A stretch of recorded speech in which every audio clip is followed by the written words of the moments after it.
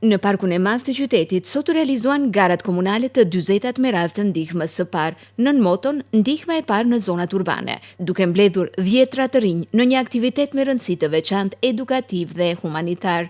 Eventi organizuar nga Kryqi i Kuq i Gostivarit në bashkëpunim me komunën dhe shkollat kishte për qëllim testimin e njohurive dhe rritjen e ndërgjegjësimit për reagim të shpejtë në situata emergjente.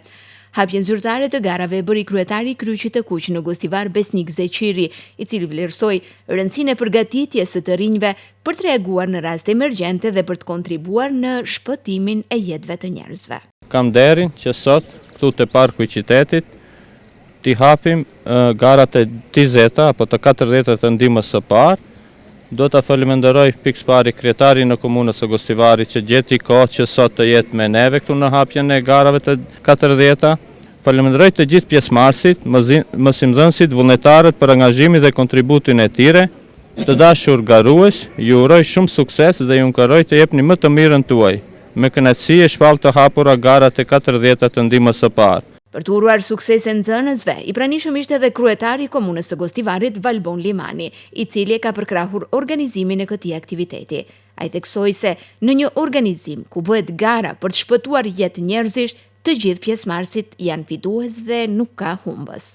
Ajo që më pëlqen më shumë nga ky kompeticion është se ju të gjithë luftoni se kush do të ndihmojë më mirë, më shpejt dhe më shumë.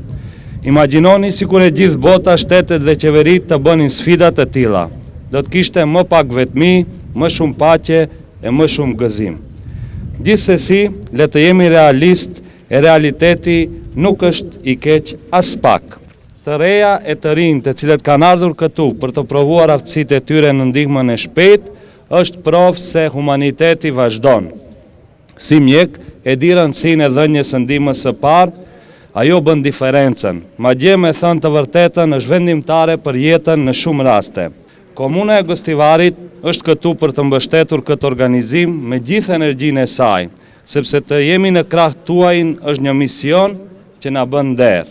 Në fund, ekipet fituese u nderuan me mirënjohje dhe çmime simbolike, ndërsa të gjithë pjesëmarrësit u përgëzuan për përkushtimin dhe humanizmin e treguar.